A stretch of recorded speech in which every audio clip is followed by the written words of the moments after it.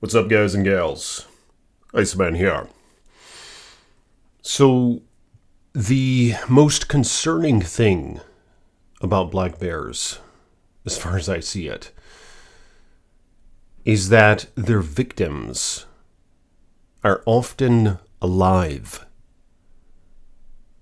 when they begin eating them. And I've heard this more than once, where someone thinks that playing dead for one of these animals will save them. Like it often would a grizzly, for example, a grizzly sow, when she's simply trying to protect her cubs and neutralize any threats, in which case it makes sense. But people try to do this with black bears, coupled with the reality that black bears, I think, from my research on this channel, aren't really viewed as a force to be reckoned with, like a grizzly or a polar bear. People don't realize how strong they are. And that's what happened to Dirk. But before I get into it, I'd like to thank you guys for your support on this channel. If you will, like this video, subscribe to the page, and pull that bell so you're notified next time I post a video. And blessings to my patrons, links in the description below. So Dirk was an eccentric man. Alright, now I've told this story on this channel before. But it was a while ago. And there's something personal about this one. I don't know how much I should share with you guys. All right, I'm sorry. There are some details I don't want to share. Maybe I will in the future. But the one with Dirk hits close to home. For one, I am in Michigan, and this attack took place in Manistee.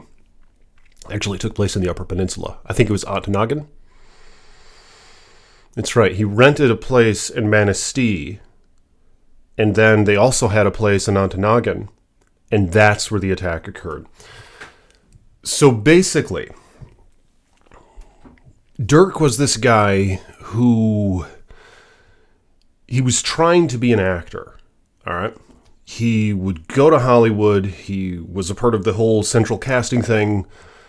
And at first glance, you'd look at this guy and you'd know and think that he has potential in those things, right? And it wouldn't take long for you to know about it. Like, he'd show you his phone. He'd show you his little modeling agency photos on his phone. He'd show you how he was in a magazine. But the weird part was, most of this stuff happened like many years ago when he was like in his 20s or whatever. So the reason I bring this up is because it adds a sort of interesting dynamic with what ultimately led to this horrifying bear attack.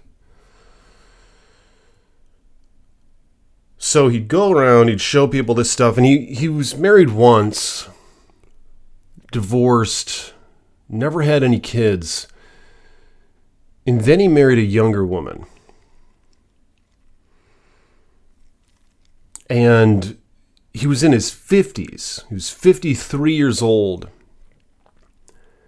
when this incident occurred. But so his early adulthood, he was eccentric, he was attractive, he'd go around wooing women. He had a nice chiseled jawline, a nice facial structure about him. He was lean, kind of muscular, not so much in his later days. But this was something he'd talk about, all right? So his wife was a hardworking woman. She was a lawyer. And to my knowledge, that's where most of the money came from. Now, Dirk would go around and get his acting gigs here and there, occasionally bringing in $1,000 or whatever. But the thing is, he'd go to airports, He'd fly to New York, he'd fly to California, he'd fly home, all the while just trying to assure his woman that, it's going to make up for it eventually, that he was going to be able to pay off their mortgage, this and that with it, or at least help with the bills. But I'm not sure if that stuff ever actually happened. So you have this hard-working wife with this man whose days are limited. How's that saying go? In the film Pirates of the Caribbean, where Captain Jack, they're like, you can't run forever, Jack. It's kind of how Dirk was. Now, I don't blame him for trying to run, but I think he had some extracurricular things going on during these trips to California, New York, and so forth. You know what I'm saying? But I'm not going to get into that anymore. So basically, there was this nice little cabin in the Upper Peninsula of Michigan, which is a beautiful place. I've been there a couple times. I intend to go there again. I'll post some video footage of it on this channel, maybe members only, maybe on my Patreon page. Just my woman and I visiting. Maybe we'll get some footage of bears, who knows. But it's a beautiful place. And they purchased this acreage. It was like 80 acres or something. And this was it wasn't long ago at all. It was just a few years ago. This was in like 2020 when they purchased this.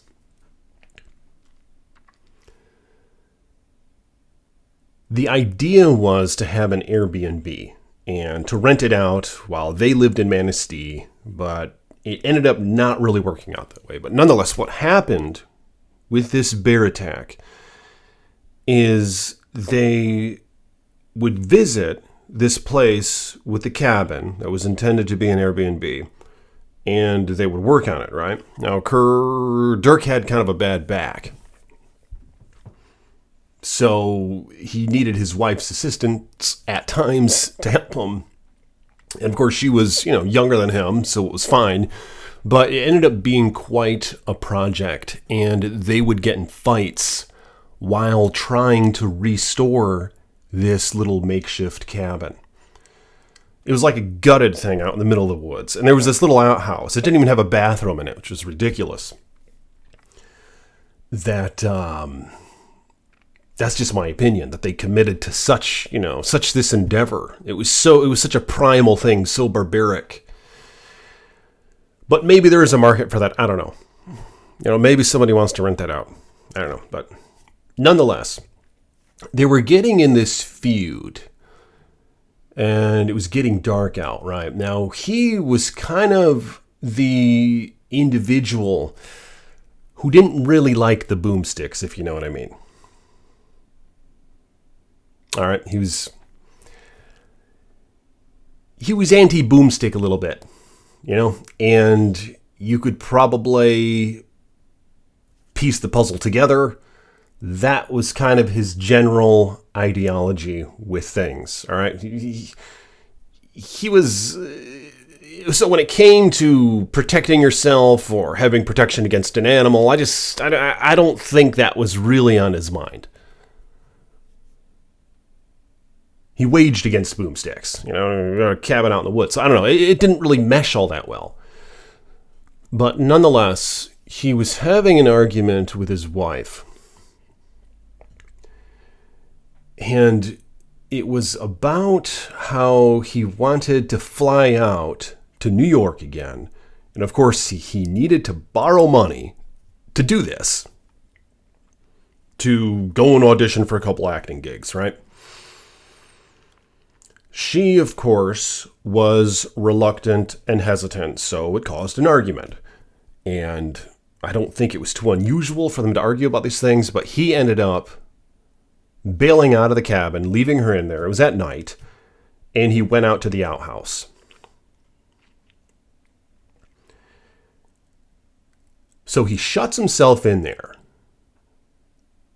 the moonlight peering in through the cracks in the wood. He plops down on the can, on this primal makeshift potty, all right? The glow of his phone just enlightening his face, right? He's sitting there on his phone looking up stuff. I think he was looking up acting gigs or something. I don't know. He was on his phone. That was just my assumption. But nonetheless, while he was on the can, this is the ridiculous part. It must have been one of those ancient barbaric porta potties where it's like a wooden capsule and it's just a big hole dug in the ground with a big pit underneath it. You know what I mean? So, of course, I think at times those can attract wildlife. So what happened was he was on his phone tinkering around and he felt something. He felt this claw, something sharp, and I just don't know if I can say this on here. I don't know if I want to. But it got him under the, where it counts. Like he was sitting on the toilet and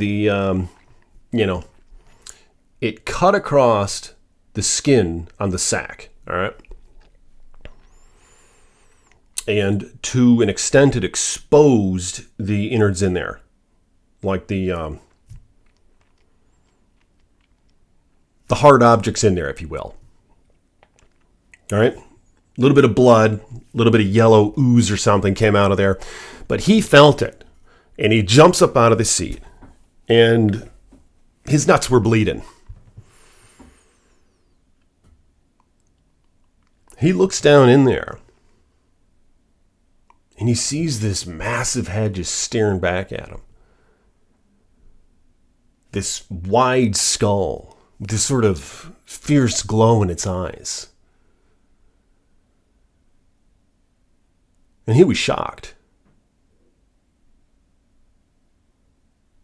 So Dirk pulls up his pants, shoves his hand down there, lifts it back up. Sees there's blood on his hand. And it's like black with the moonlight. You know what I mean? He was terrified. I don't think he knew what the hell it was. He just knew that there was something big down in there that reached up and grabbed him or clawed him or something. So that animal goes back down into the crevice that it dug because it wasn't able to come up through the toilet. The hole was too small up at the top. The covering, the seat, it couldn't fit up through there. It just came up from underneath. So Dirk, of course, is startled, terrified, shaking in fear. Perhaps foolishly, he creaks open the door. All right.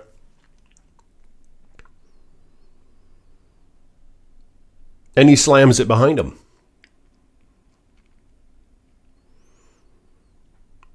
And he starts stumbling back toward the cabin.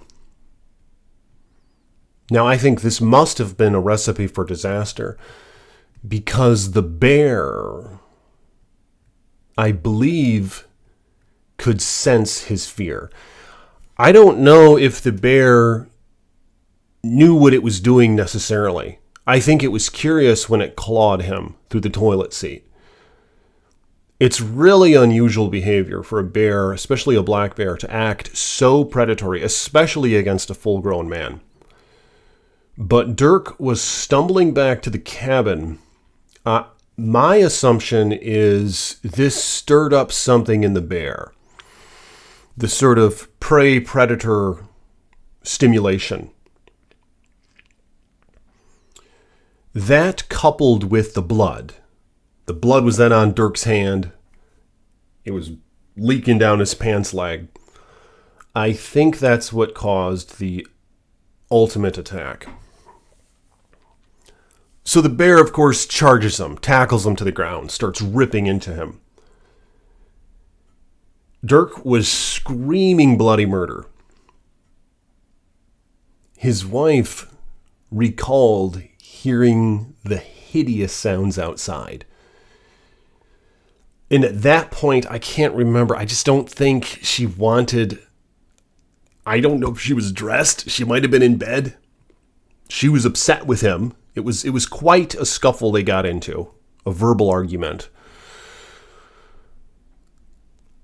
But at the same time, it all happened so fast. But he was screaming and tossing and turning, and the bear just went into a sort of feeding frenzy, and it began eating this man alive.